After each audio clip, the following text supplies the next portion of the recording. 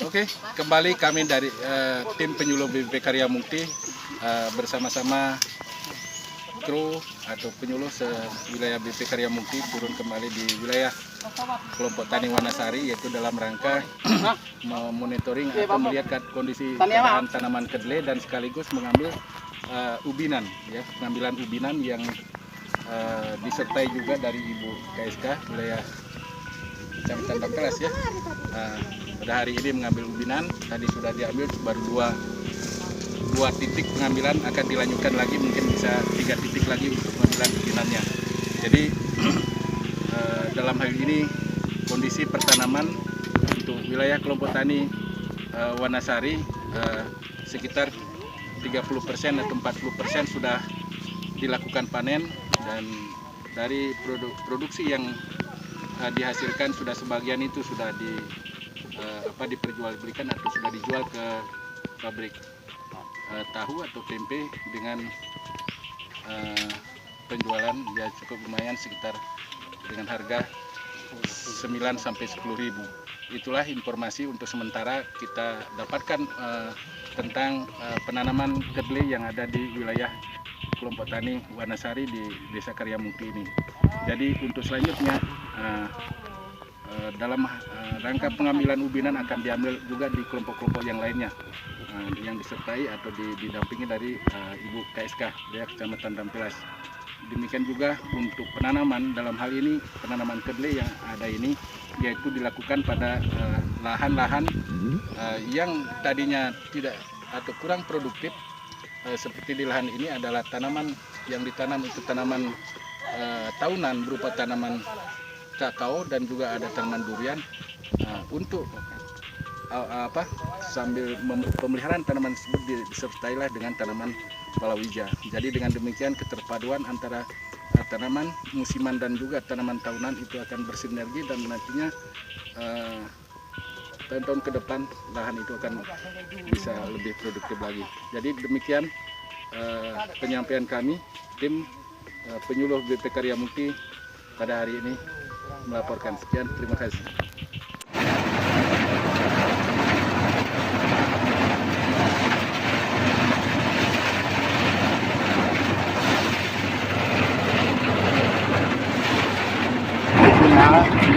Ini yo, yang ini kulihat benar, mak ganti anaknya.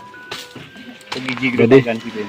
Ini hasilnya, coba kita lihat, ya. Coba garuda. Ini sekarang tinggal ditapis.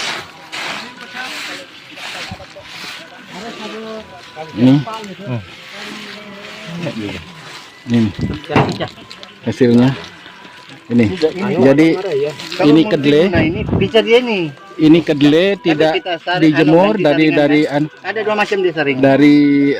Dari pertanaman disabit. Ini ini sudah agak kering, langsung dilakukan perontokan. Nanti kalau sudah jadi biji kedelai baru dilakukan penjemuran. Ini seperti ini hasilnya. Cuma di sini kalau umpamanya polong kedelai masih hijau, dia itu tidak akan pecah. Itu mestinya ini harus ada perlakuan terlebih dahulu sebelum dilakukan penyambitan. Nanti sebenarnya ini bisa diakali. Ini nih hasilnya. Sebenarnya hasilnya ini bagus. Ini hasilnya. Cuma kita ini belum, ini harus diuji lagi apakah bisa kalau dilakukan untuk sumber benih. Ini. Ya, dari petani ini yang ditanya. Kan beratkan ke petani, karena ini kan kita lihat bahwa itu sudah yang dirontok ini banyaknya hijau. Apakah masih bisa dijemur ini atau gimana? Ini masih bisa dijemur, nanti akan dirontok ulang. Nah, ini bisa dijemur ini. Nah, ini sebenarnya menurut pengalaman petani ini bisa sebelum dilakukan panen ini, nyabit ini disemprot dengan satu zat ya, supaya dia bersamaan dia punya ini biji polong kedelai ini bisa langsung kering begitu. Karena kebiasaan secara teknis yang kemarin yang lalu ini disabit baru dijemur.